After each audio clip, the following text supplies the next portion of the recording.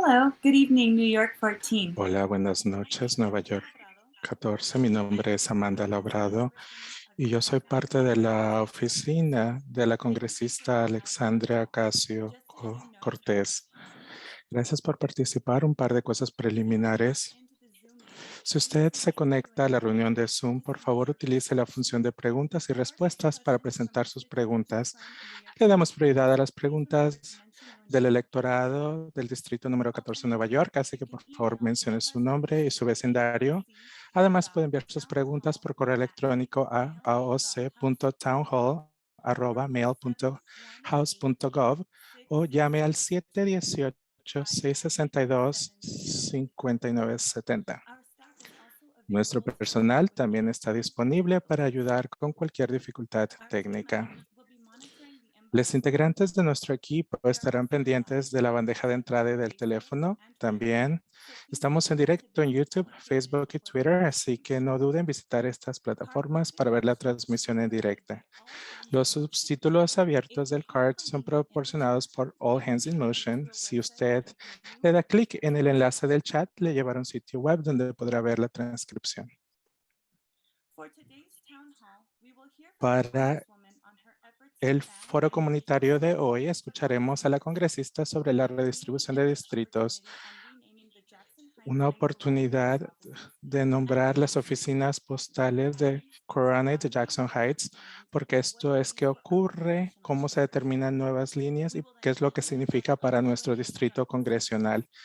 Después lo abriremos para preguntas y respuestas de los electores y por último pasaremos a una breve rueda de prensa para los periodistas que se han unido a nosotros esta tarde. Ahora invito a la representante Alexandria Ocasio-Cortez a dar sus comentarios.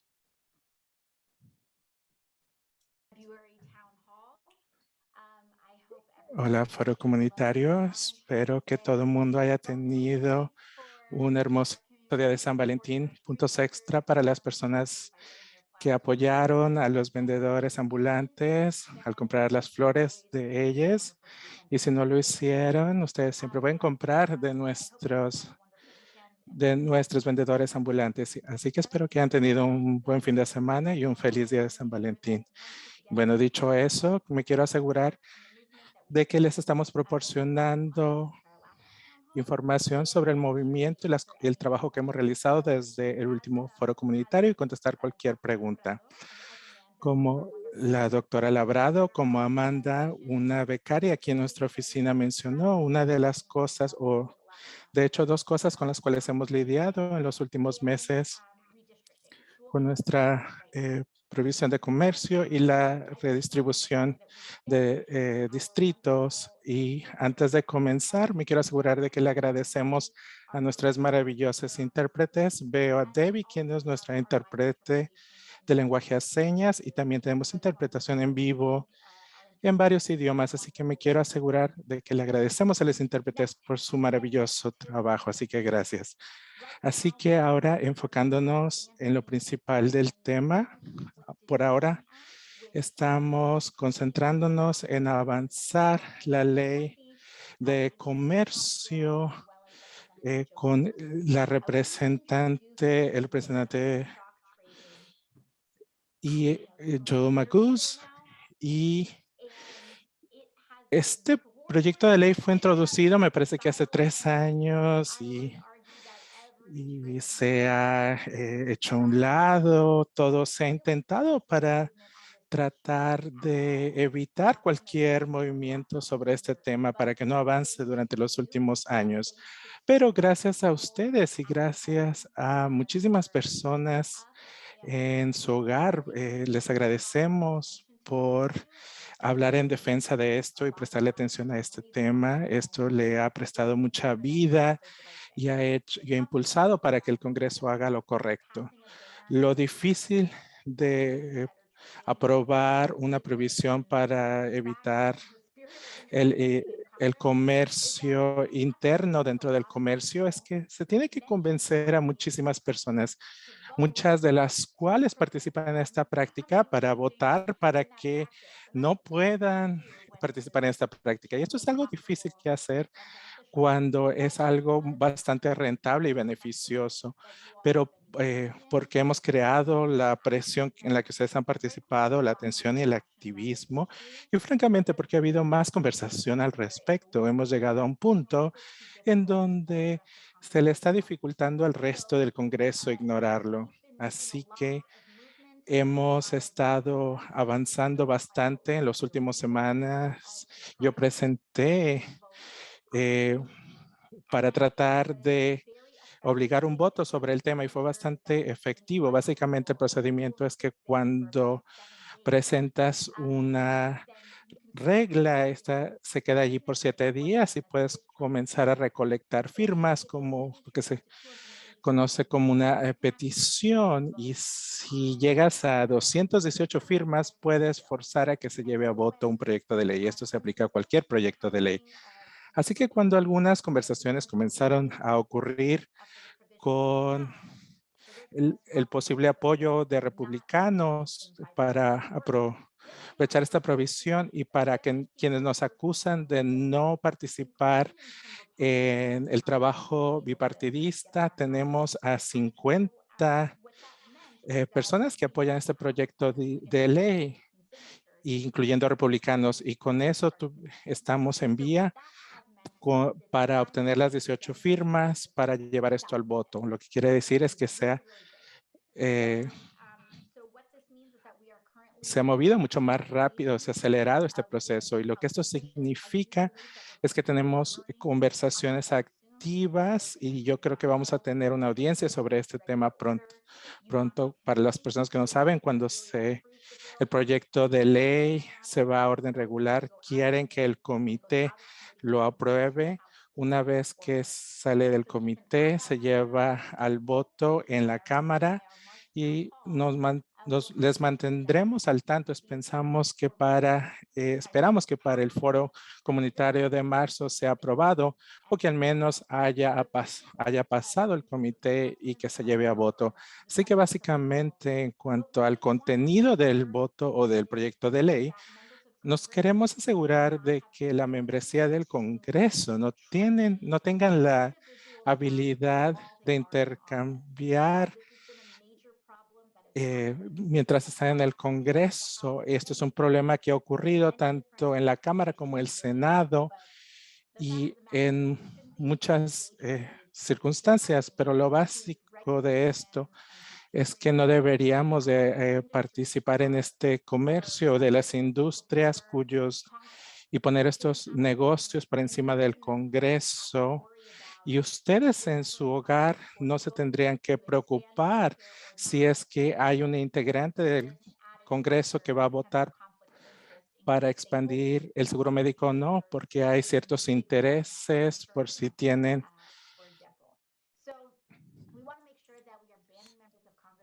Así que nos queremos, por si tienen acciones en las grandes industrias farmacéuticas. Y también queremos que que los integrantes del personal del Congreso tienen acceso a muchas de las cosas y también se les debe de incluir en la prohibición en contra de la venta de acciones. También incluimos a parejas y familiares, y esto es algo que apoyamos y creemos que se tiene que incluir legislación individual o se tiene que agregar una enmienda antes de que se apruebe. Así que esa es la última actualización al respecto. Me anima mucho el movimiento que ha ocurrido en este tema y le quiero dar mucho de este crédito al periodismo, a la presión pública, al discurso público. Ustedes no están diciendo que esto siga ocurriendo y le están prestando la atención requerida. Es por eso que finalmente está avanzando. Muchísimas gracias. Este es un ejemplo de cuando decimos llame a su Congreso o hable sobre este tema para crear conciencia. Este es un ejemplo y esto es lo que está ocurriendo y esperamos que el siguiente mes tengamos una mejor actualización para ustedes. En el siguiente paso me quiero asegurar de que hablemos de hecho de el renombre de la oficina postal que sigue en la siguiente diapositiva. Bueno, Tenemos dos oficinas postales hermosas en el lado del distrito de Queens. Es nuestra oficina histórica de Jackson Heights. Y también la oficina postal de Corona, que creemos que ya es tiempo para darles otro nombre. Así que en la manera en que hacemos, nos aseguramos de la participación de la comunidad, queremos hacer que cualquier nombre que se proponga en conmemoración en cualquiera de estas oficinas postales, tanto en Jackson Heights o en Corona, honre y centre a personas, movimientos, pueblos, figuras históricas en nuestra comunidad que han jugado un rol increíble en hacer nuestras comunidades hermosas. Así que si ustedes creen que ya sea en nuestra oficina de Jackson Heights o de Corona, se le tiene que nombrar con el nombre de alguien en particular, queremos asegurarnos de que esa persona y esa figura histórica sea considerada.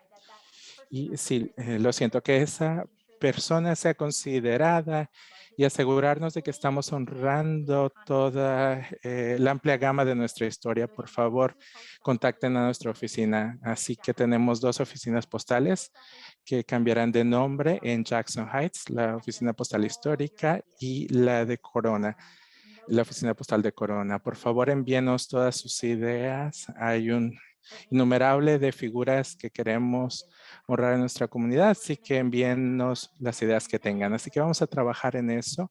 Y ahora vamos a pasar a la redistribución de líneas distritales. Me parece que hace una semana o dos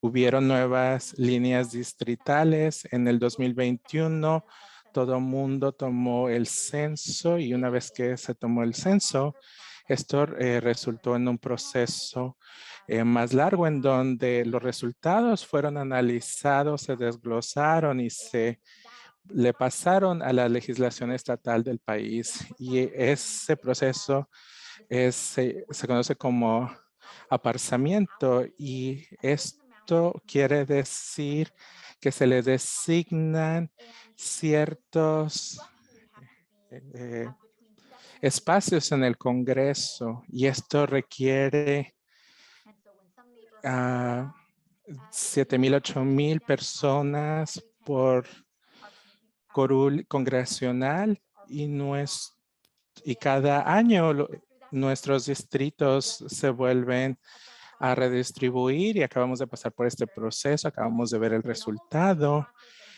y en este proceso legislativo requiere un montón de cosas, pero nosotros somos federales y les compartiré cuáles son los resultados de nuestra redistribución de líneas distritales. Empecemos con las líneas del Bronx.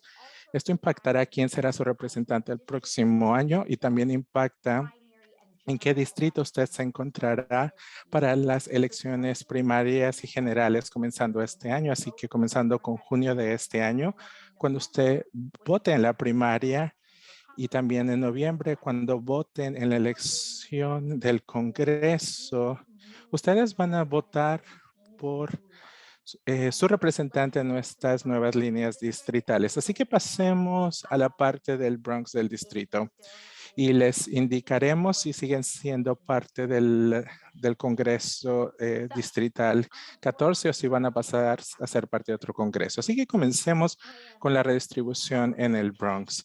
Se me rompe el corazón, absolutamente se me rompe el corazón al informarle que hemos perdido a City Island. City Island ya no va a formar parte del distrito congresional número 14 y va ahora a pasar a ser parte de el distrito congresional 13 representado por Tom Suozzi. Me parece que el representante Suozzi va a dejar su cargo y de hecho va a ser una contienda abierta primary in June, whether you're a Republican or a Democrat.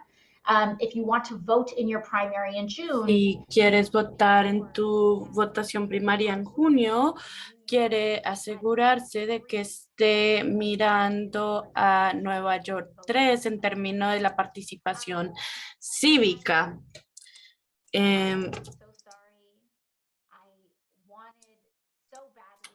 La City Island, pues me siento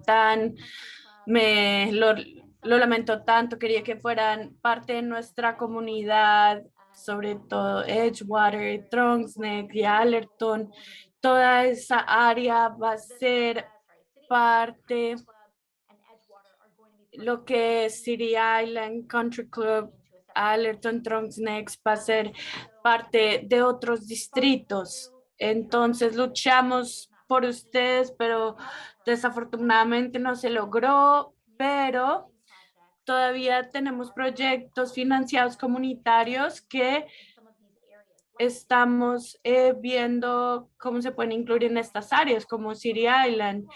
Y entonces quiero que sepan que nuestra inversión de proyectos comunitarios no se preocupen de que eso vaya a parar por la redistribución, la redelineación, pero vamos a asegurarnos que eso se ponga ya sea en Congreso o el próximo congresista, y vamos a hacer seguimiento para que esas inversiones se continúen. No quiero que se preocupen de que sus escuelas no, por ejemplo, apoyamos una capacitación de turbinas de viento en Trons Neck, por ejemplo, entonces no quiero que se preocupen que eso no esté. Desafortunadamente, por el lado de Bronx del distrito, City Island, Country Cove, Allerton y partes de Trons Neck ya va a ser parte de otros distritos congresionales. Pero ¿a quién vamos a recibir? Vamos a recibir el Jardín Botánico del Bronx, y también vamos a representar comunidades que llegan hasta West Park. Esos son nuestros nuevos vecinos. Entonces ahora en el lado de Queens vamos a perder partes de Woodside. Si saben, Woodside se dividió, está por la mitad. Hay más o menos 50% de que yo siga siendo su representante si vive en Woodside, o si no, sería parte del distrito de Grace Meng. Entonces pueden ver este mapa que está en la pantalla. Entonces pueden ver si sigue siendo conmigo de representante o si van a estar representadas por Chris Meng. Eso es lo que estamos perdiendo. Lo que estamos ganando es el resto de Astoria. Para aquellos que no saben, Astoria como barrio se dividió en dos, donde yo tenía una de las líneas divisorias era Steinway. Entonces todo para el este de Steinway era parte de mi distrito, para el oeste era parte del 12, que era parte de la presidenta Maloney. Entonces lo que el Estado hizo aquí fue que unificaron una comunidad de interés común y pusieron un barrio por completo bajo nuestra representación. Entonces si viven en Astoria, Astoria ya no está dividida en dos, voy a ser la representante para todo el barrio de Astoria. Y también ganamos el barrio de Whitestone y de Maspeth. Entonces estoy emocionada de explorar nuevas partes de nuestro distrito, que son nuevos para el Distrito 14 de Nueva York. Entonces, ¿qué significa esto para ustedes? Si yo he sido su representante, voy a continuar siendo su representante hasta el 31 de diciembre de este año, y cuando abra el nuevo Congreso el próximo enero, entonces van a tener su nueva representante. Entonces no se preocupen si tienen trabajos. Disculpen, mi teléfono, mi reloj me está hablando, pero si tienen alguna necesidad o alguna cosa necesita, pueden estar tranquilas que voy a continuar recibiendo sus casos hasta el fin del año, y luego vamos a asegurarnos de que se pase a su nuevo representante si están en el distrito congresional, y de que haya un proceso de transición lo mejor posible. Entonces, si tiene alguna otra pregunta, entonces pueden ponerlas en las preguntas y respuestas. Y hablando de preguntas y respuestas, doctora Labrado, creo que estamos listas para empezar. Thank you for your remarks, Congressman. Muy bien, gracias por sus presentación, congresista. Como mencionamos antes, anteriormente, los que se inscribieron a través de la plataforma Zoom pueden utilizar la función de pregunta y respuesta para presentar preguntas. Por favor, mencione de qué barrio es usted, ya que priorizaremos a los constituyentes del Distrito 14 de Nueva York.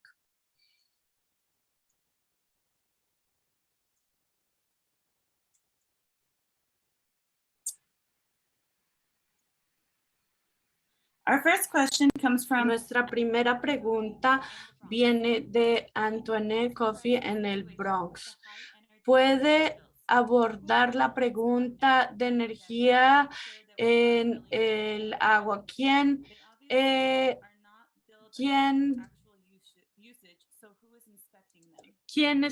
inspecciona el uso y el costo? Gracias, doctora Labrada, por compartir la pregunta, y gracias, Antoinette, por hacerla.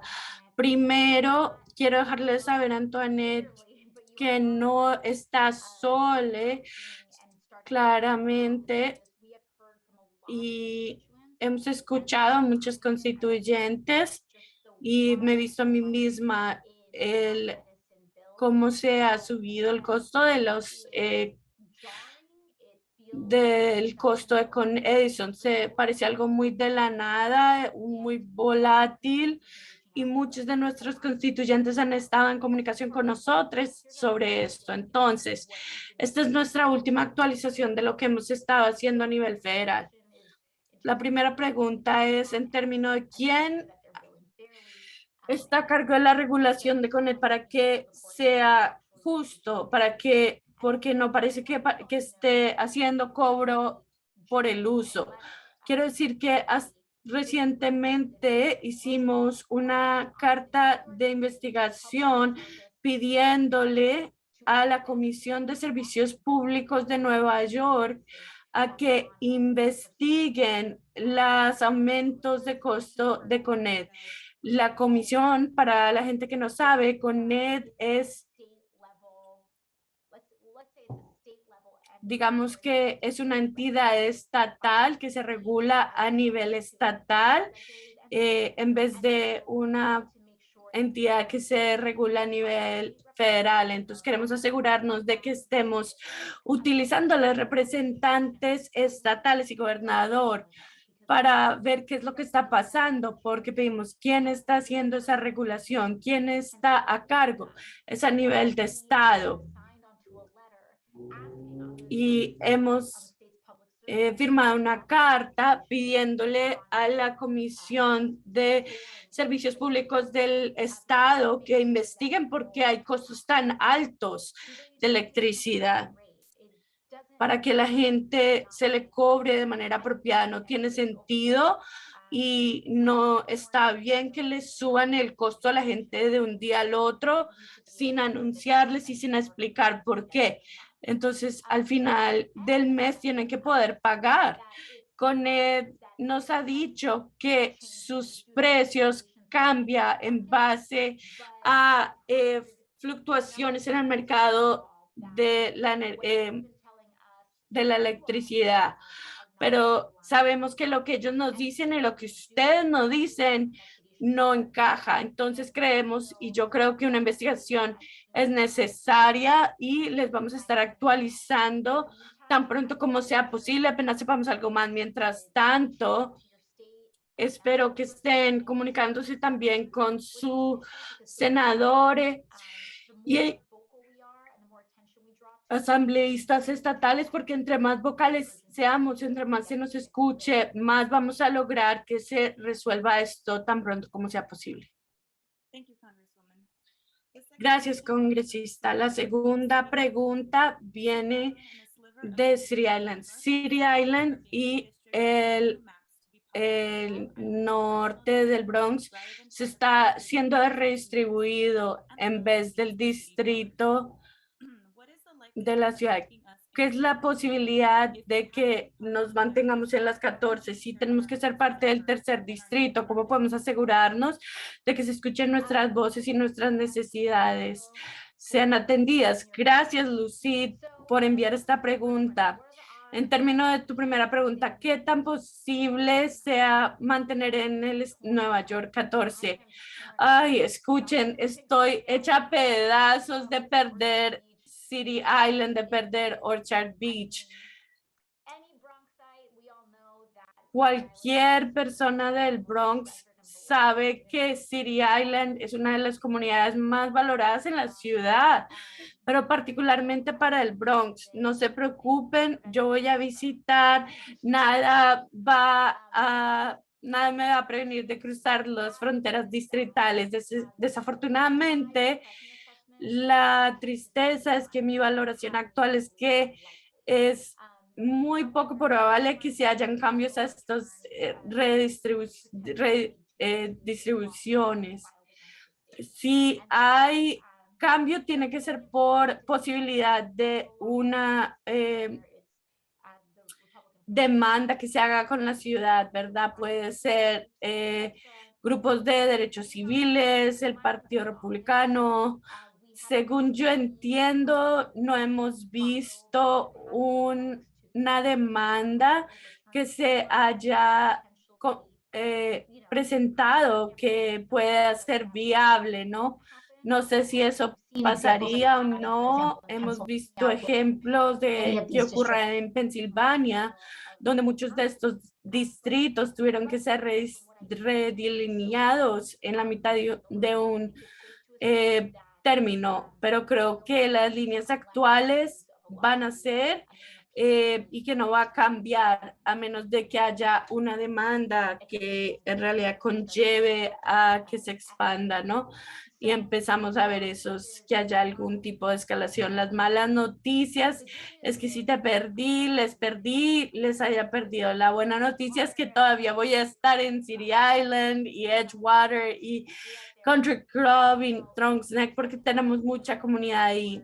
En términos de la segunda pregunta, ¿cómo se asegura de que la voz continúe siendo escuchada en el nuevo distrito?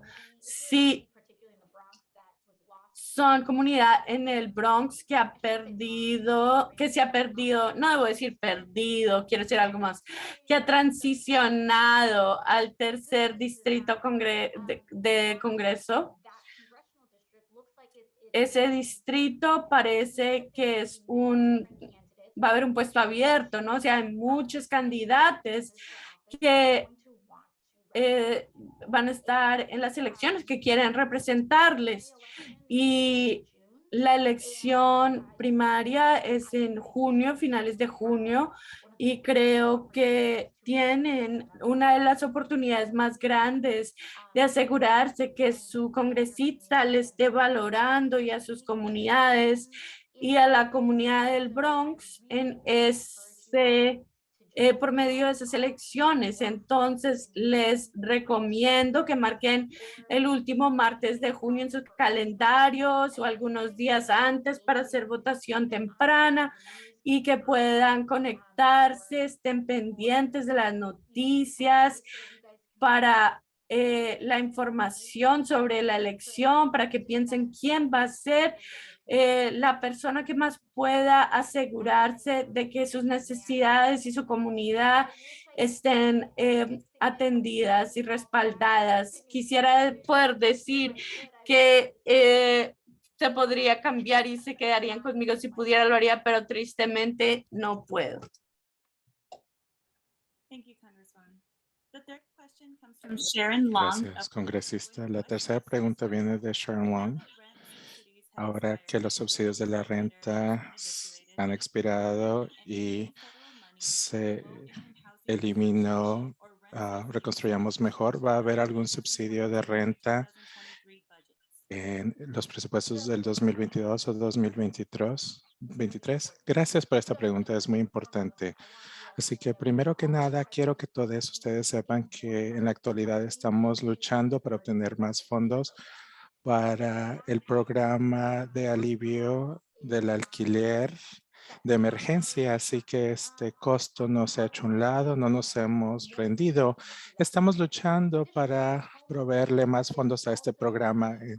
Adicionalmente, si usted es dueño de una casa, hay un programa de alivio de la hipoteca también, así que queremos abordar las necesidades de vivienda de todos, ya sea con la hipoteca o con las rentas. Queremos que todos ustedes sepan que continuaremos luchando por usted y que continuaremos luchando por lo que usted merece, lo cual es una vivienda digna. Estamos luchando para incrementar y añadir fondos al programa de alivio de renta, pero mientras tanto, si ustedes se encuentran en una posición donde les preocupa el desalojo y que se acaben los fondos de la hipoteca, quiero que sepan que aún pueden solicitar al programa. Hay muchos titulares y conversación diciendo que el programa no tiene fondos. Yo les estoy diciendo que si les preocupa el desalojo, ustedes deberían de solicitar de cualquier manera.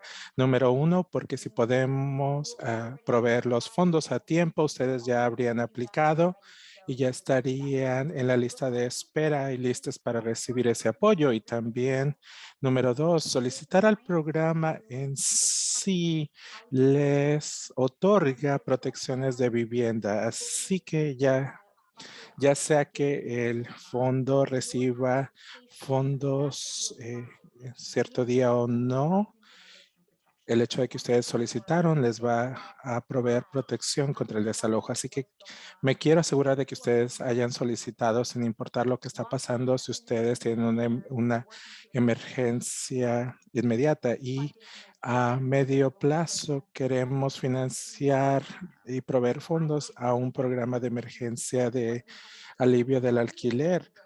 Y también queremos incluir en la ley de reconstrucción mejor, incluir la inversión en la vivienda pública. También queremos apoyar de que la vivienda asequible, en realidad sea asequible y que no sea solo si ganas $150,000 al año, pero que sea asequible si es que tú ganas un salario promedio en este país.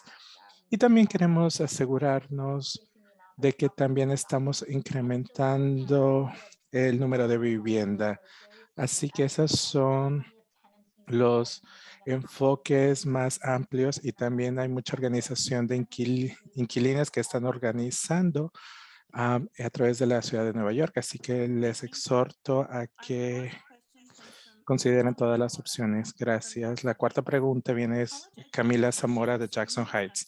La educación universitaria es extremadamente cara y para familias de clase trabajadora como las mías, yo entiendo que un programa para perdonar los préstamos nos beneficiará, pero beneficiaría más a las familias de clase media. ¿Cómo nos afectaría, ya que yo enviaría a mis hijas a cierta universidad y los ricos las envían a universidades como Duke? En ambos casos, los préstamos se perdonarían. Esa pregunta que tú tienes es una pregunta interesante. Me parece que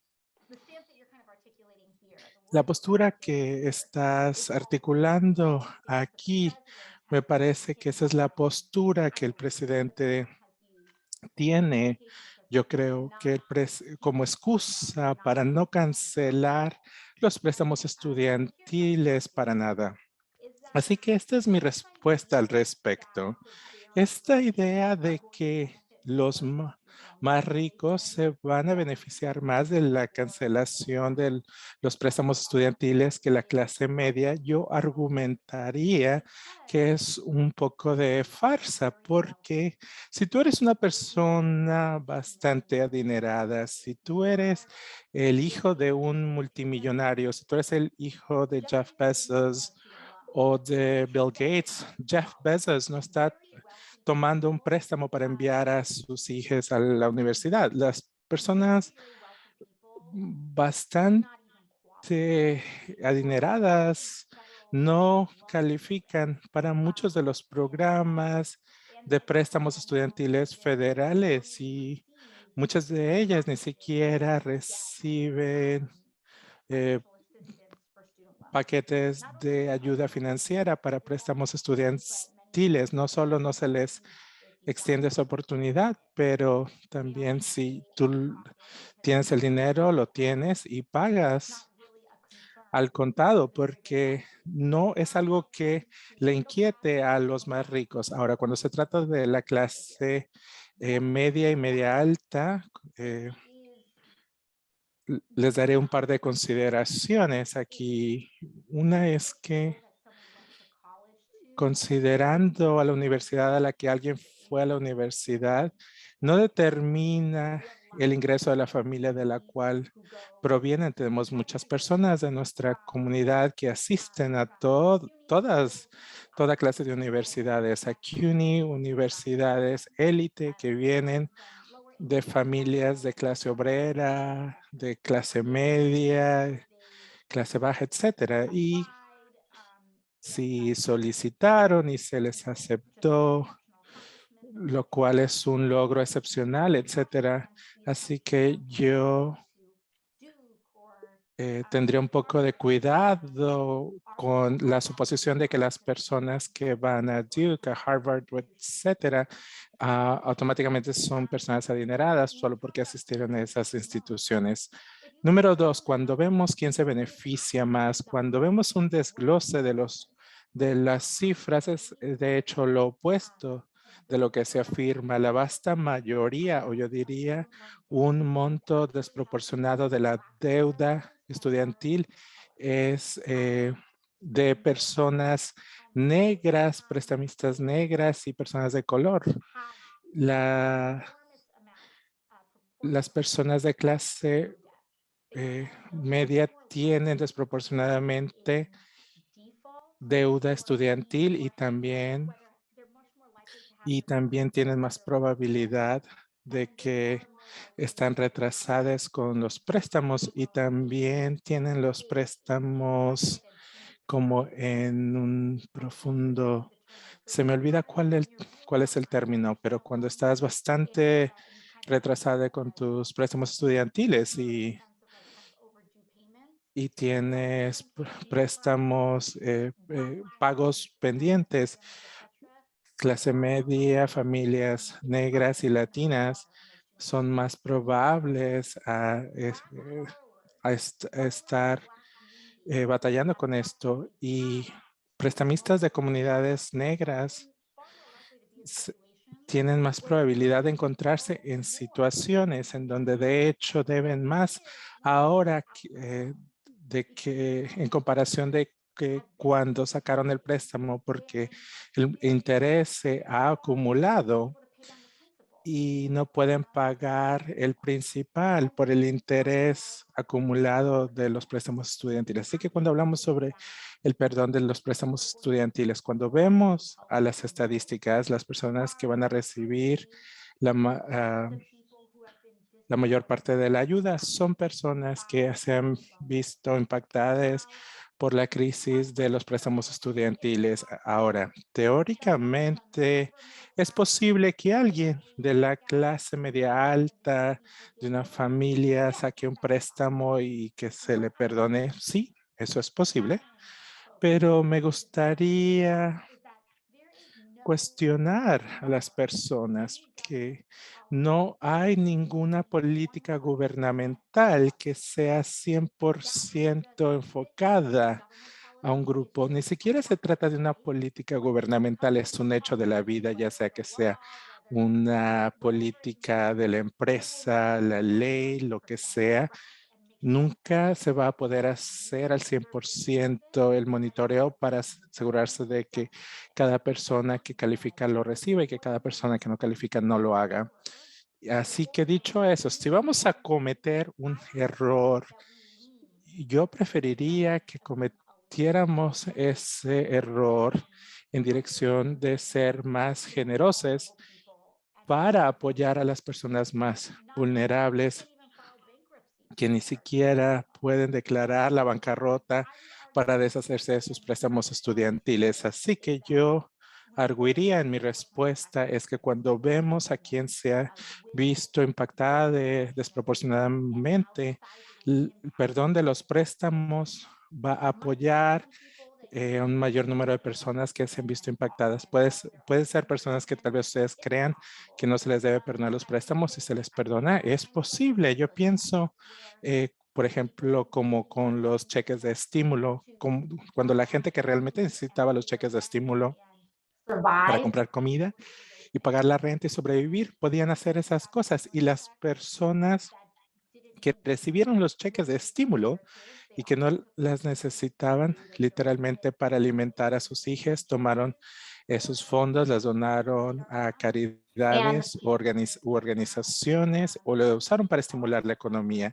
Y la realidad es que ahora incluso si eres de clase media o clase media alta, ves la crisis de vivienda, por ejemplo, y mucha gente no puede pagar una casa. Así que yo creo que si eliminas la hipoteca injusta que se crea con esta deuda, tú abres las posibilidades para contribuir a esta economía y podemos realmente, millones de personas pueden crear un futuro para sí mismas. Así que esa es la respuesta. No hay una política que sea perfecta, absolutamente no, pero ¿en qué dirección? En ocasiones la política es escoger en qué dirección vas a cometer un error. Yo sé que en ocasiones las personas no quieren escuchar eso, pero eso es liderazgo, eso es lo que es. Tienes que tomar una decisión difícil y si dices, sí, voy a errar en una dirección u otra, ¿en qué dirección voy a errar? Yo siempre voy a escoger, con muy pocas excepciones, queremos asegurarnos de que estamos cuidando en dirección a las personas que realmente lo necesitan. Y si hay un par más de personas que lo reciben, así es la vida. Genial. Nuestra quinta pregunta viene de Giselle Santana, de Jackson Heights. Soy una persona graduada de 2 universidades de CUNY. ¿Dónde están las oportunidades de vivienda equitativas en Jackson Heights? ¿Dónde están las cooperativas y los condominios que aceptan los préstamos de vivienda como una mujer afrolatina de primera generación y madre soltera? Personas como yo no reciben el apoyo. ¿Dónde están estos recursos y la redistribución en Queens? Tomar esto en consideración. Gracias, Giselle, por tu pregunta. Yo siento tu dolor 100%. Les quiero decir a todos, es algo personal, pero yo realmente siento tu dolor en cuanto a la vivienda y para destacar la locura de la situación de vivienda, yo estoy rentando aquí en la ciudad de Nueva York. Yo también rento en DC porque tenemos que pasar tiempo, dividir el tiempo y trabajar en ambas ciudades y estaba esperando la redistribución porque yo no sé si mi vecindario iba a estar en el nuevo distrito o no, o lo que la situación iba a ser. Así que terminé con un contrato de arrendamiento mes a mes hasta que recibí la información de la redistribución de distritos. Y ustedes saben, mis padres pudieron comprar un hogar o comprar un apartamento o conseguir un lugar en el Bronx cuando estaban cerca de los 30 Mi madre era una trabajadora del hogar, limpiaba casas. Mi padre tenía un pequeño negocio y creo que su apartamento en ese tiempo valía $45,000. Parece como una fantasía completamente para nosotros hoy. Pero así es que costaban las cosas. CUNY básicamente era gratis. Era posible antes pagar su primer apartamento. Entonces, quiero decir primero que nada, entiendo completamente porque nuestro mercado de vivienda ha sido comodificado y nuestras leyes, desde nivel municipal hasta federal, han valorado la habilidad, el deseo de recibir, de poder tener una tercera vivienda, protegen más la posibilidad de tener una tercera vivienda, más que la posibilidad de que la gente pueda comprar su primer hogar. Entonces yo seré la primera que diré esto. Creo que si tratas de tener 10 apartamentos y arrendarlos para Airbnb, el 10º apartamento de una visión de política pública no es más importante que la posibilidad que la gente tenga para comprar su primer hogar, para vivir. Cuando hablo de la comodificación del mercado de vivienda, esto es lo que quiero decir. Nuestro mercado de vivienda se ha desregulado y se ha vuelto para que sea para riqueza, para lucrarse, ¿no? Y esto ha hecho que sea más difícil que la gente tenga un hogar para vivir, y queremos asegurar que la habilidad que tiene la gente de comprar un hogar para vivir se debe priorizar. Entonces toca pensar preguntas de política pública. Se pregunta, ¿qué podemos hacer? ¿Dónde hay cooperativas que aceptan FDHC y qué herramientas se pueden usar?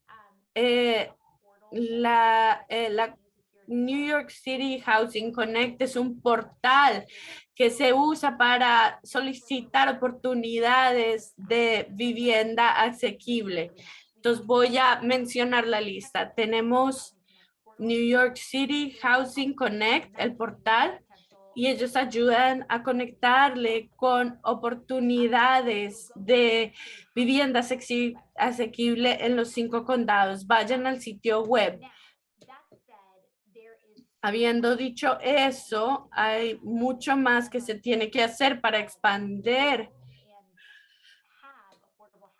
la habilidad de construir y tener vivienda accesible. Entonces, el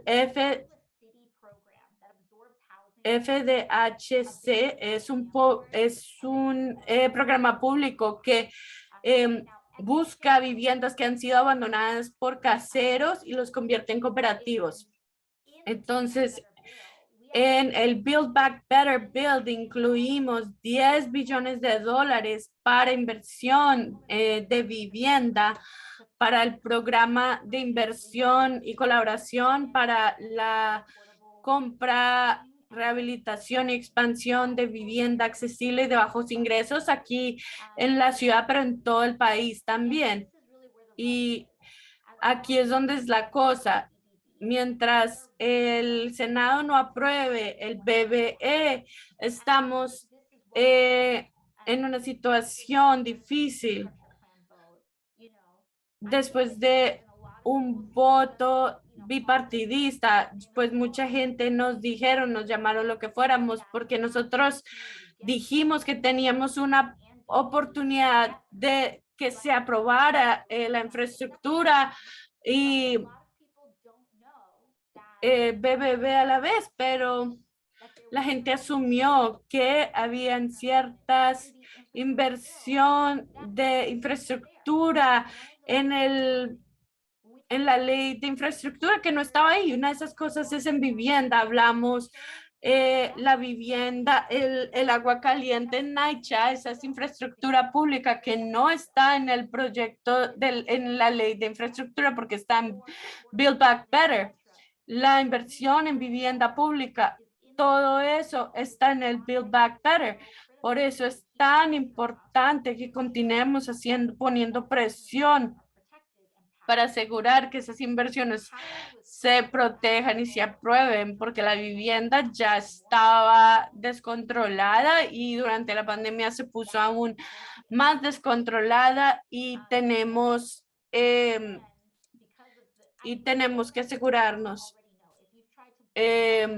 Muchos saben, si trataron de comprar una casa en el último año, van a entrar normal tratando de comprar un hogar para que usted viva con su familia. Esa debe ser la nueva prioridad. Eso los debe llevar al primer puesto en la línea de visión de política pública y gana una corporación privada que no tiene nombre, una firma internacional por fuera de los Estados Unidos, dinero en efectivo, personas con...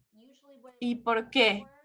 Se usa para cuando estas tipo de transacciones se pasan, es uno para evasión de impuestos y para esconder riqueza. Entonces,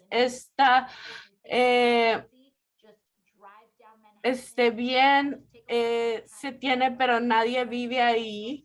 Vayan si creen que es una locura, vayan a Manhattan en la noche y van a ver que la mayoría de viviendas, apartamentos están a oscuras porque nadie vive ahí, pero se tienen como propiedad para evadir impuestos. La otra es que están tratando de comprarlo y subirle el costo.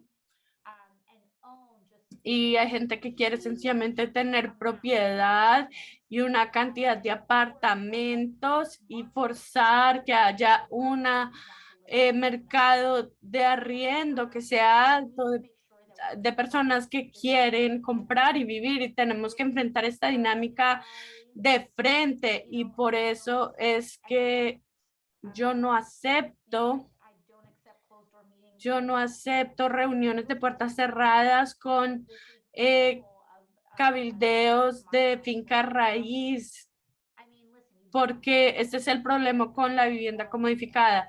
Usted compra un hogar, lo vende a costo más alto. Eso es algo completamente diferente y experiencia de un grupo de privado, de bienes privados que está tratando de tener propiedad de una cantidad ridícula de la vivienda privada.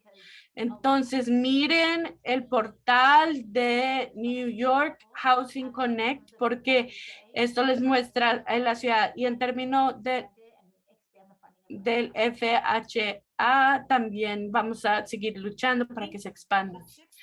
Gracias. La sexta pregunta viene de Griselda, de Astoria. Me pregunto si las personas,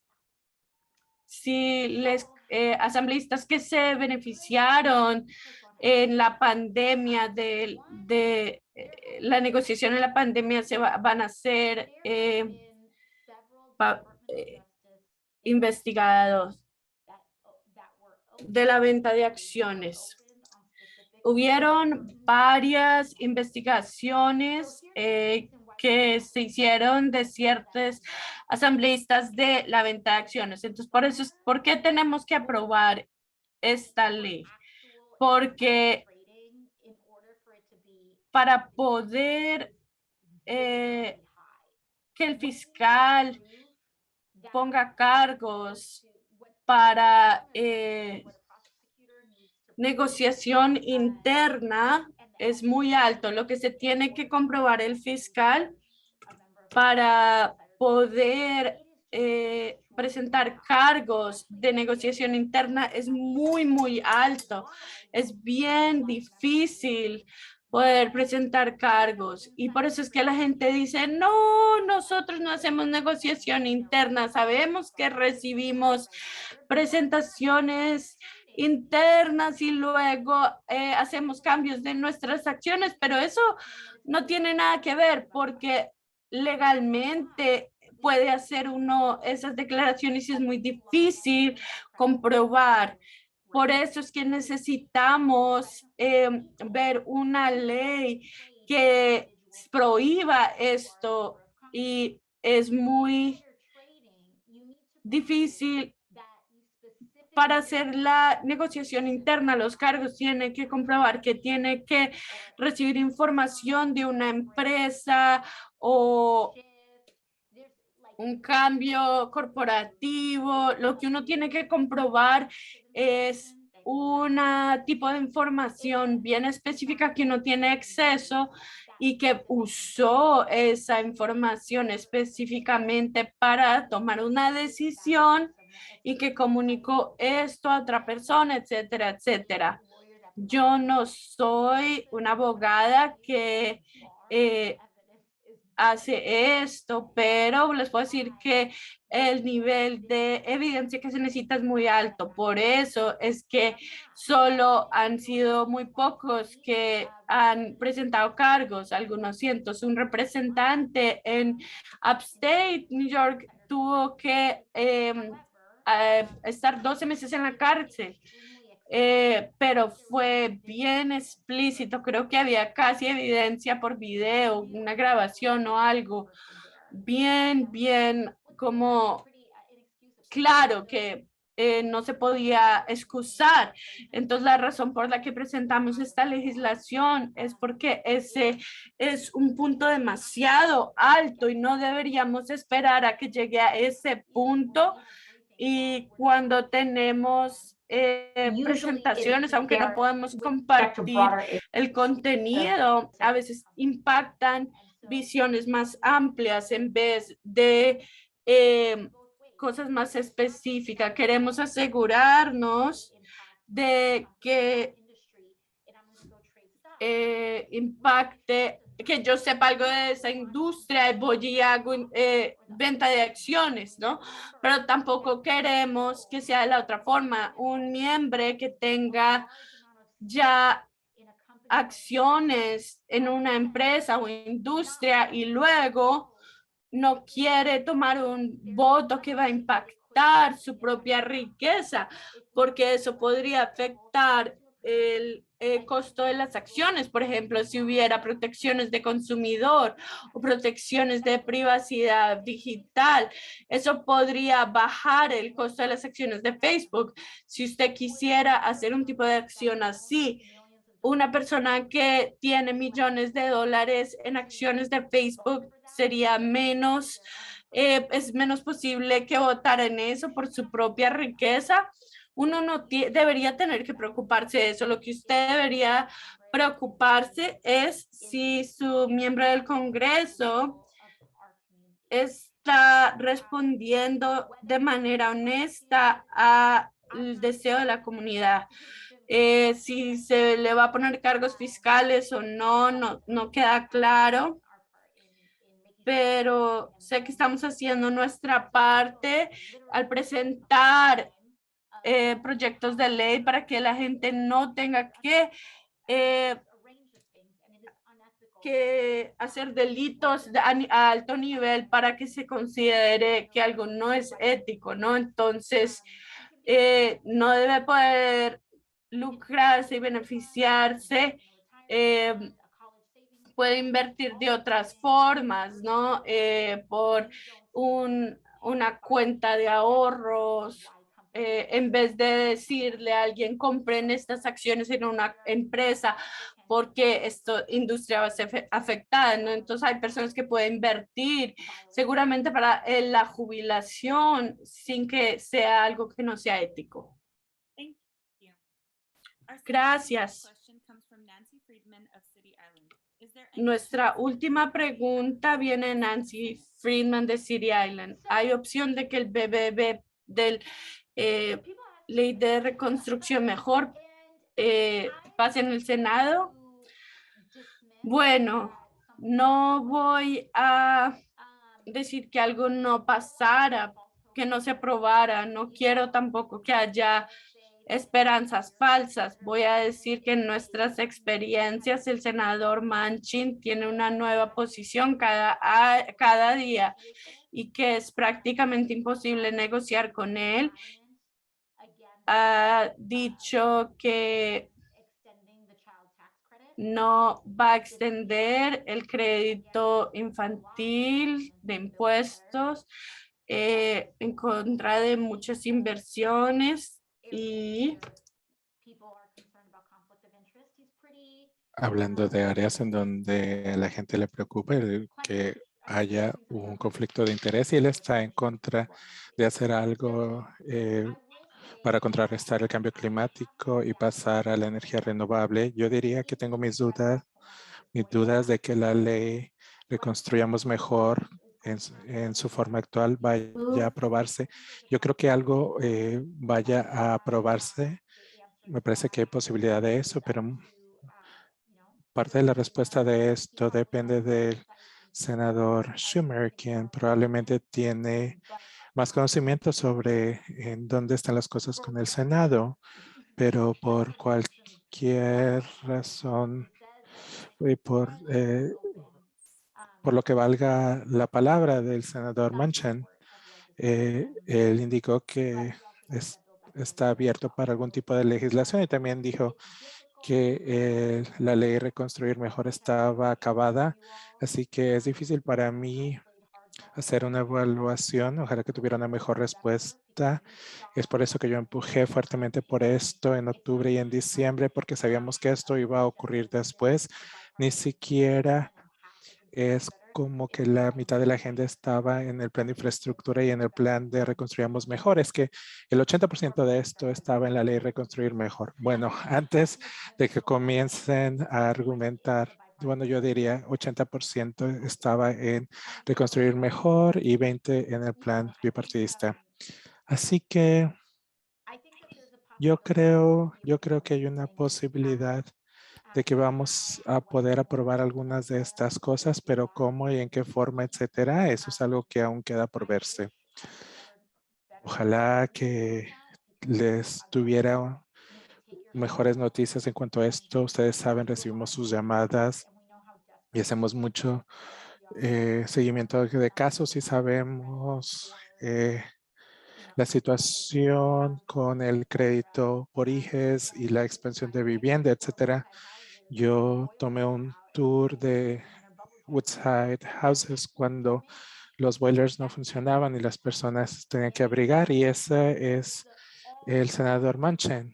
Y porque toda la financiación capital que NYCHA necesita para arreglar los problemas desde la calefacción, todo esto es parte de Reconstruir Mejor.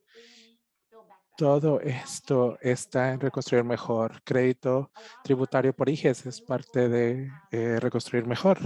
Mucho de la energía renovable es parte de Reconstruir Mejor, pero yo no diría que está completamente eliminado, pero esperamos con ansias la actualización del Senado sobre cualquier tipo de avance. No tenemos el tiempo. Ya pasamos un mes sin el crédito tributario por IGES y ha afectado el presupuesto de muchas personas. Gracias, congresista. Y gracias a los electores por hacer sus preguntas. Pueden contactar a nuestra oficina al llamar a la oficina al 718-662-5970 para la representante Ocasio-Cortez. Ahora vamos a pasar a la rueda de prensa. Si usted es periodista y desea formular una pregunta, por favor pulse el icono de preguntas y respuestas en la parte inferior de la pantalla. Indique su nombre y su medio de comunicación. En el campo de preguntas, los reporteros seleccionados serán silenciados. No serán silenciados, se les activará el micrófono para que puedan formular su pregunta directamente a la representante.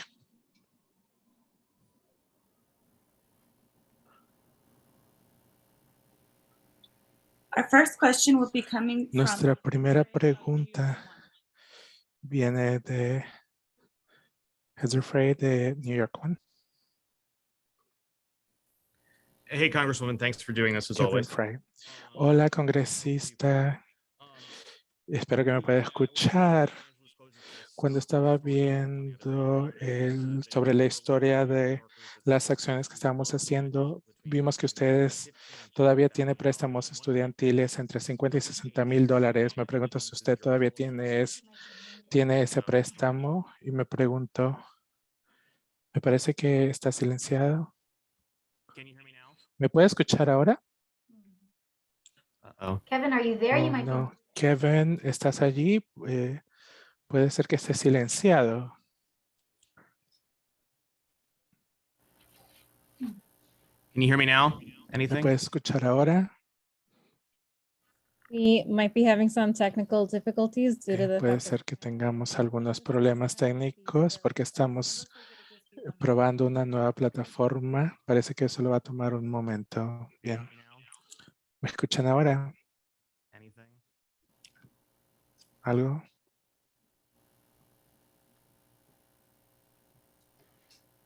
No. Microphone. ¿O el micrófono?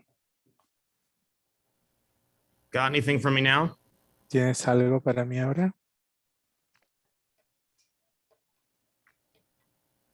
We'll have to add waiting music for our next one. Vamos a tener que tener música de sala de espera para el siguiente mes. Okay, I will say his question. Bien. Bueno, yo voy a decir su pregunta. It looks like you still have student loans Parece que and usted that todavía tiene deuda de préstamos estudiantiles, ¿es cierto? on that topic. Y de ser así, ¿cómo es que eso influye su política sobre este tema? Sí, yo tengo una deuda de préstamo estudiantil y también rento mi apartamento, tomo el tren, se me ha pagado menos de un salario digno, así que yo soy muy parcial para la clase trabajadora, clase obrera en los Estados Unidos. Y eso influye mi legislación porque yo sé que es lo que es tener un préstamo estudiantil del mismo monto de un préstamo de automóvil. Y yo tengo amistades que tienen deudas que son más grandes que la renta. Afecta cómo legislo, si lo hace, porque yo sé lo que es, yo sé los balances con lo que la gente tiene que lidiar y respetuosamente yo sé que cuando colegas de generaciones mayores dicen, bueno, yo pagué mi universidad y los préstamos estudiantiles, estos milenarios flojos, perezosos, pero yo también entiendo que se beneficiaron de una colegiatura universitaria barata o que se beneficiaron de una colegiatura bastante dramáticamente más baja de la que soy. Yo también soy una estudiante universitaria de primera generación, así que cuando hablamos sobre las estadísticas de comunidades negras y de color que bregan para pagar los préstamos estudiantiles es porque no vienen de estas redes. Y cuando yo era mesera también se me dificultaba pagar mis préstamos estudiantiles también. Y sí, soy parcial a esto y estoy orgullosa de haber tenido la experiencia de que muchos de mis vecinos han tenido. Así que, ¿cuál sería la alternativa? Que no tuviera préstamos estudiantiles, lo cual quiere decir que tuve el privilegio suficiente, la riqueza suficiente para poder pagar la universidad al contado en las últimas décadas. Así que yo diría que esto me da más oportunidades para abogar por esto que la alternativa. Esa es mi respuesta. Thank you. Gracias. apologize for the Nos disculpamos por nuestras dificultades técnicas, pero no vamos a poder hacer preguntas en vivo ahora. Lo arreglaremos para la próxima. Sí, exacto. Así que, por favor, escriban su pregunta en el chat y la responderemos en el orden en que la recibamos. La siguiente pregunta que tenemos es, ¿está participando en la negociación con el líder Coyer para el proyecto de ley de consenso para el estatus político de Puerto Rico? ¿Qué es lo que no es negociable para usted para alcanzar un consenso en el caucus democrático? Este es de José Delgado del Nuevo Día. Gracias, señor Delgado, por esa pregunta. Yo he sido parte de la conversación con el liderazgo. La representante Velázquez y yo hemos codirigido y copatrocinado un proyecto de ley sobre el estatus. Yo creo que para mí hay un par de cosas que no se negocian. Primero es tener que los Estados Unidos determinen el estatus de la isla para la isla. Así que tener un proyecto de ley que declare el estado, independencia o un estado asociado y que sea algo que se vote en los Estados Unidos y que se imponga en la isla.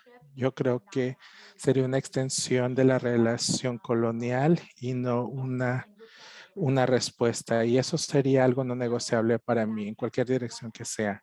Así que este es un aspecto de esto. Y número 2, yo creo que debería de haber elecciones que son independientes y financiadas con opciones educativas financiadas para estas elecciones. Y esto es un aspecto de la senadora Velázquez para nuestro proyecto de ley sobre la autodeterminación.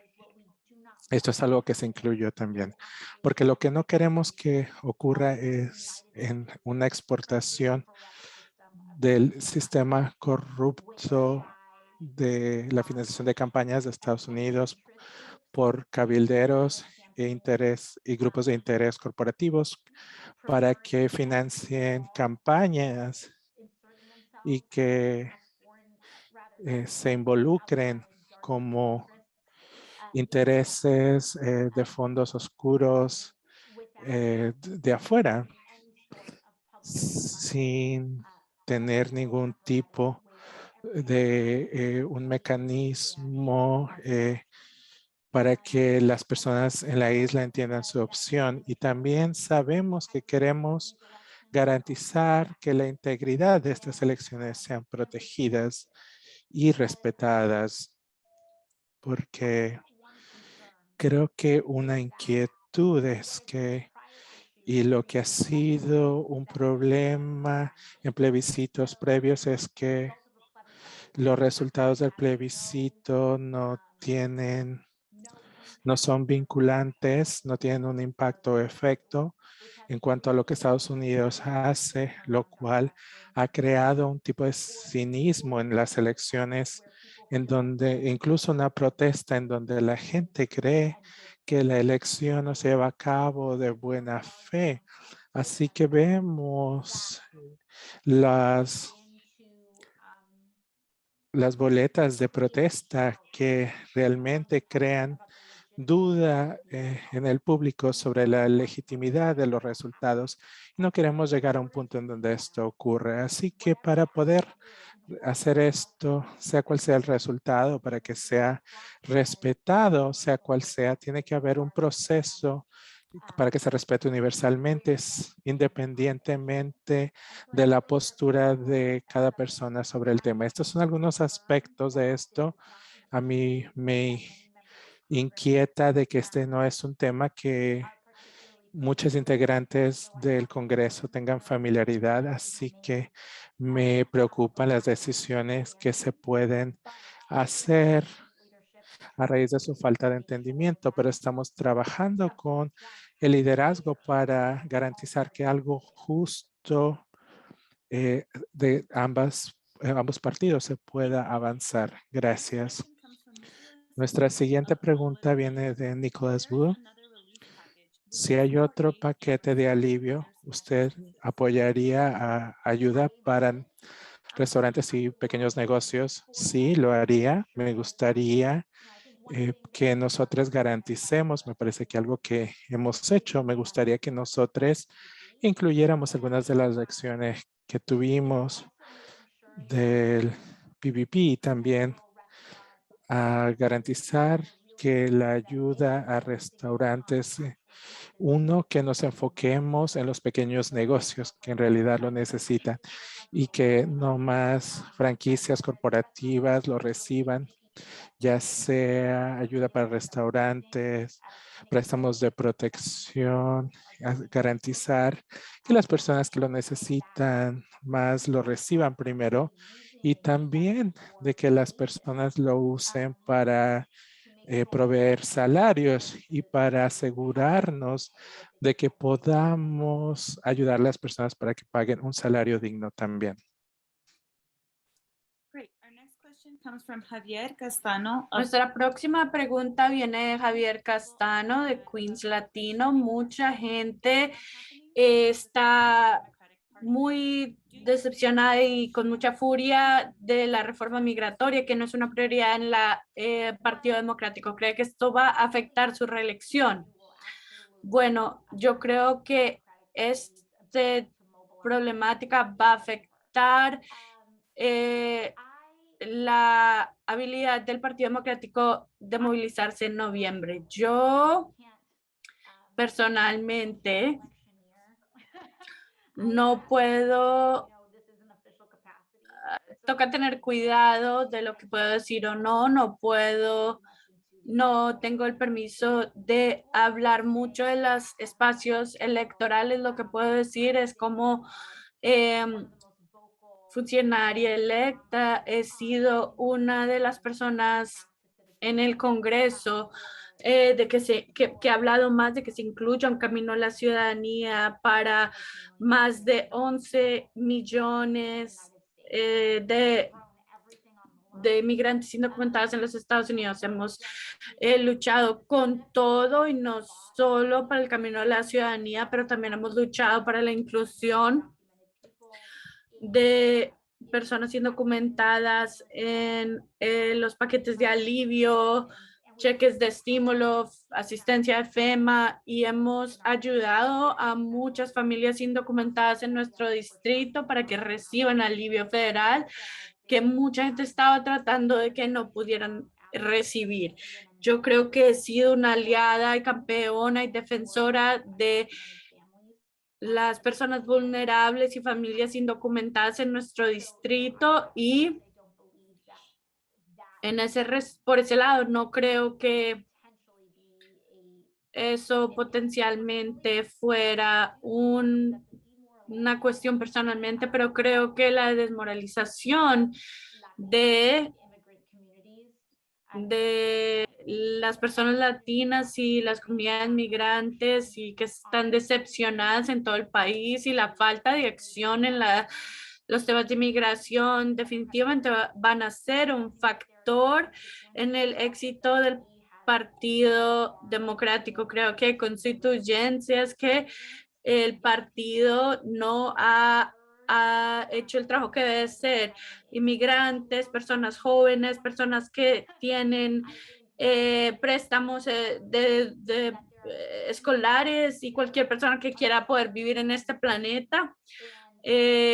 Creo que hay muchas comunidades que no se sienten vistas ni atendidas, y cuando eso pasa, las comunidades no van a votar. Entonces, tenemos la oportunidad de luchar por estas comunidades, y espero que no hagamos eso por razones electorales o de reelección, aunque algunas personas lo pueden hacer, pero espero que se hagan eso porque es la razón correcta, porque es lo correcto de hacer, y es de luchar por un camino a la ciudadanía para las comunidades indocumentadas en los Estados Unidos, es invertir y luchar en contra de la desigualdad. Gracias, congresista. Nuestra próxima pregunta viene de Michelle Price de la prensa asociada. ¿Qué cree que qué tan optimista está de que se haya una prohibición disculpe, estoy estoy bastante optimista para que se haga una prohibición en la venta de acciones, porque uno, es bipartidario. Entonces el apoyo que esto tiene es bipartidario. Tenemos a varias personas republicanas que que se han comprometido a nuestro proyecto de ley o alguno de los otros que se están proponiendo. Varios republicanos están comprometidos. Entonces eso es el desafío principal, donde tenemos algunos demócratas que están opuestos a una idea. Si fuera una idea partidaria, si no tuviéramos republicanos, honestamente sería más difícil, porque desafortunadamente, tristemente, hay algunos demócratas en el récord que están oponiendo eso, que pues para mí es un problema, pero ya que tenemos apoyo republicano, necesitamos un camino que se pueda aprobar y aunque algunos demócratas no voten. Entonces es la buena noticia.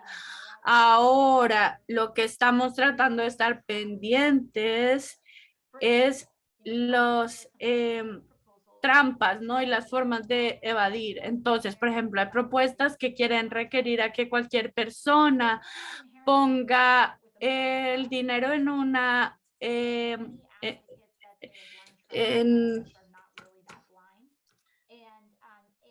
en un fideicomiso ciego, ¿no? Entonces hay gente que dice no hay nada malo de un fideicomiso.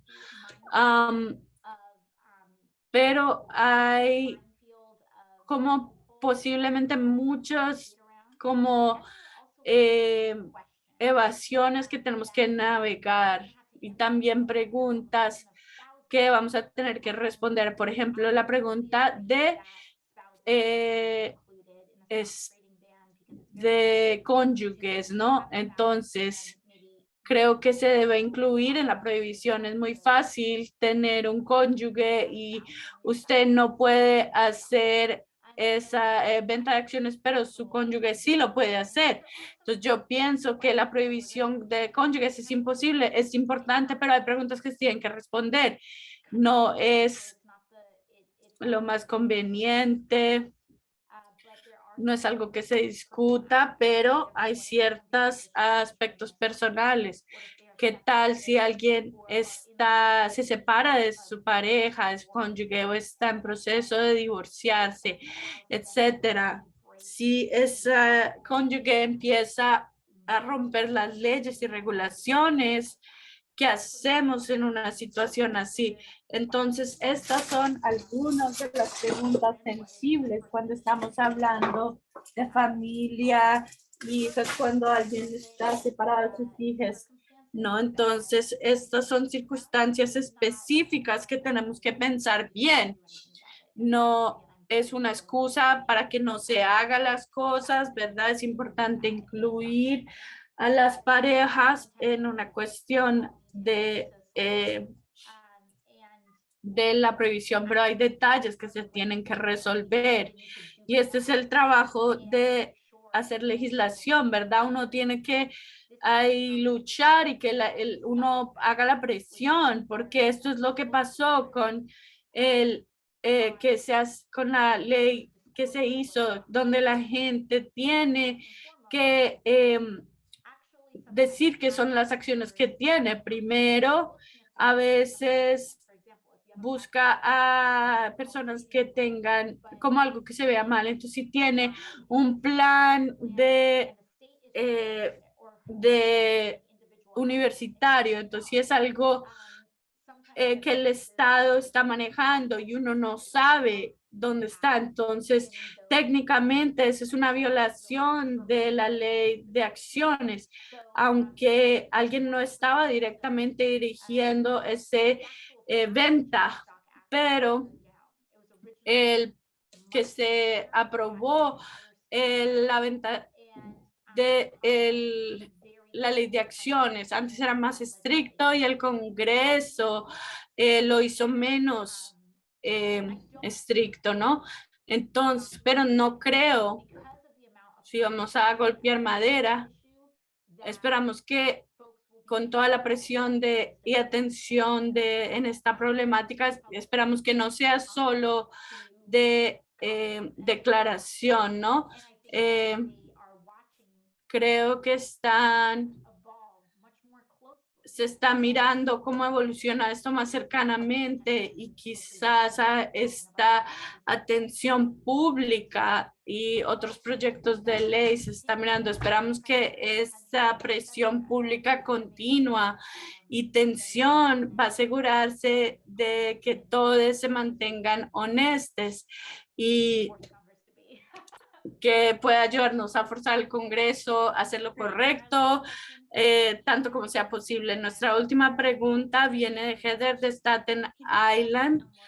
¿Puede elaborar lo que vio en Rikers en septiembre y lo que vio en la población, los problemas en la población en su visita? Bueno, gracias. Vi mucho cuando fuimos.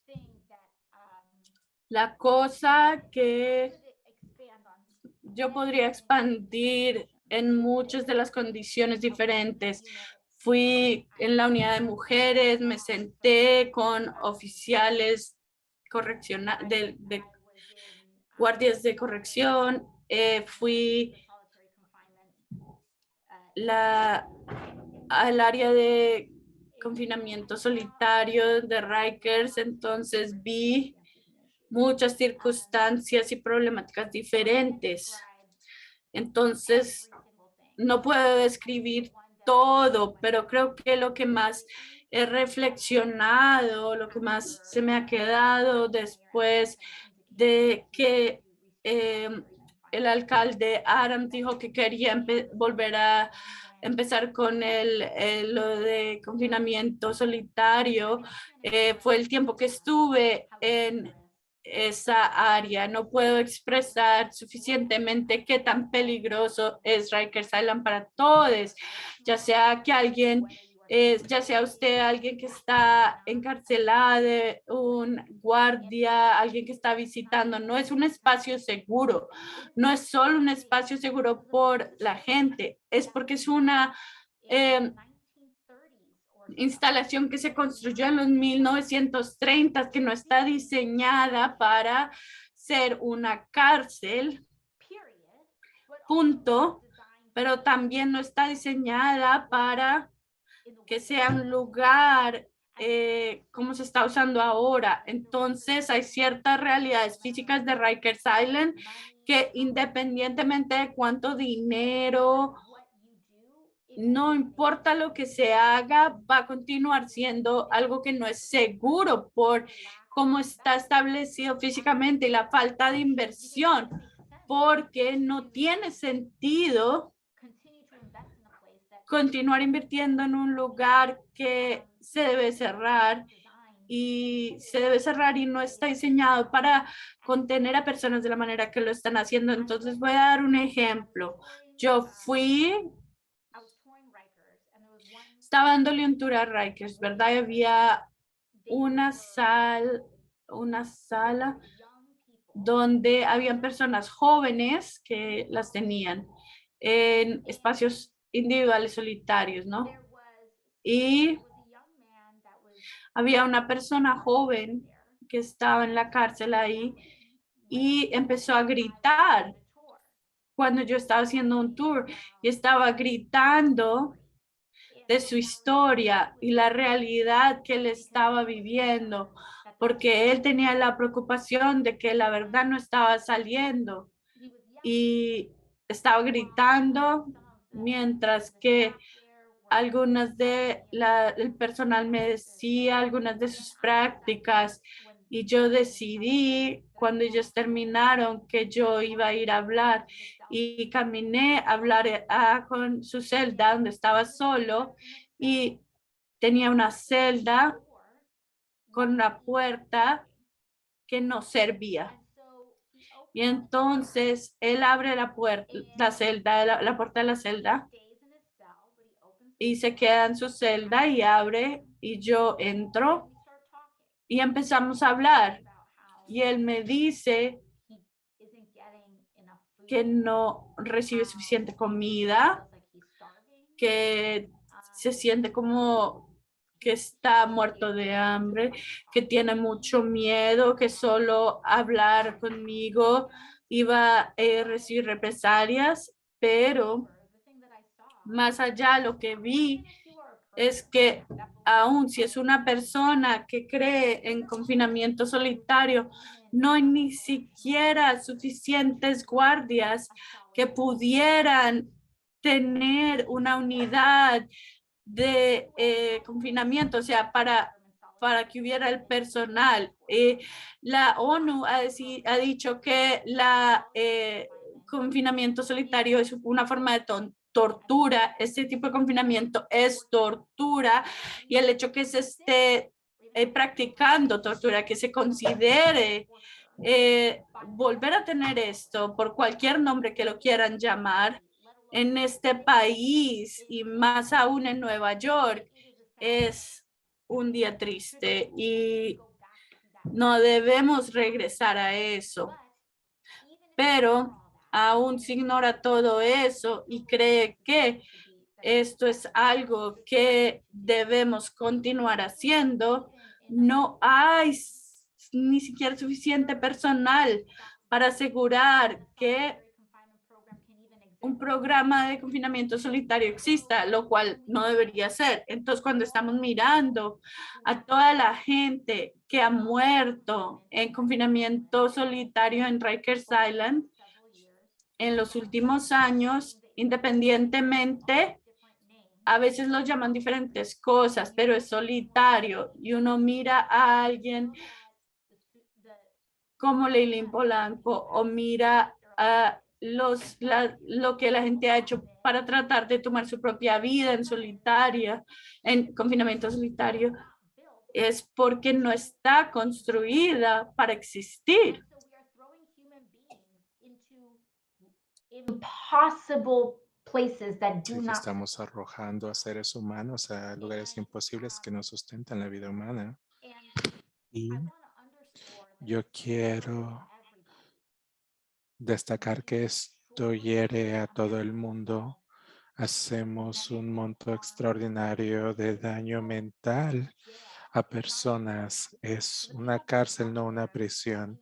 Así que las personas que están allí están allí por crímenes y delitos de los cuales no se les ha encontrado culpables. Así que estamos creando daño mental muy grande y trauma para personas que no se les ha impugnado cargos de un delito, y eso incrementa comportamiento antisocial para causarle daño a otras personas o a la persona misma también. Es traumatizante para los agentes que trabajan allí. Ni siquiera quieren ir a trabajar porque las condiciones son traumatizantes y deshumanizantes, y no es seguro, no es seguro. Así que cuando arrojamos a las personas en condiciones en donde no es seguro, solo perpetuamos el problema, más el problema. Yo sé que es difícil, yo sé que hay conversaciones sobre el delito y eso nos regresa a los mismos espacios y conversaciones que siempre hemos tenido. Les estoy diciendo a todos ustedes, si no abordamos las causas de raíz, la gente va a continuar muriendo y padeciendo de la violencia porque no estamos solucionando un ambiente de violencia. Y hasta que no podamos, bueno, hablamos sobre el delito. Este es un problema que tiene que ver con la violencia de armas, y tenemos que abordar el suministro de pistolas porque la cantidad de niñas allá afuera, porque si ven a quien está siendo involucrada, quien se involucra en esto, son personas jóvenes, hombres jóvenes, adolescentes en sus años 20.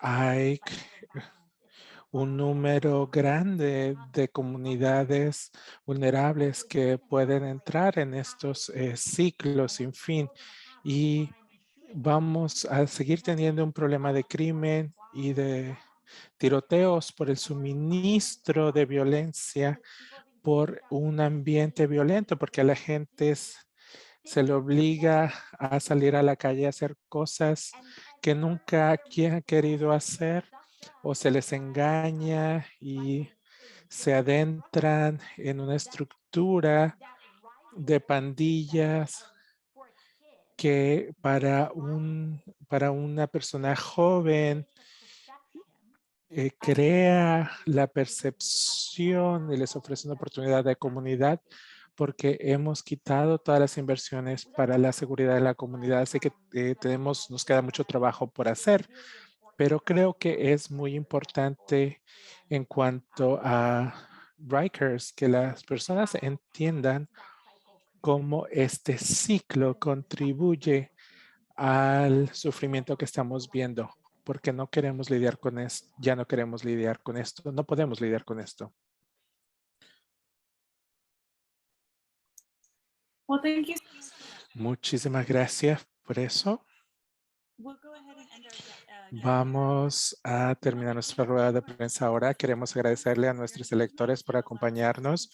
Su compromiso es lo que nos permite seguir luchando por ustedes en el Congreso. También nos gustaría agradecer a nuestras transcriptoras, Wendy Boer y Amy Lu, y gracias a nuestras intérpretes, Gloria Vargas, Debbie Olsen, Aldo Resendiz, Chivita Espacial, Edward Lau, Rebecca Chaudhry, Yukub Ali y Megan Lama. Nuevamente, siempre pueden contactar a nuestra oficina al llamar el 718-662-5970 para la representante Ocasio Cortés. Que tengan una buena noche a todos. Gracias a todos.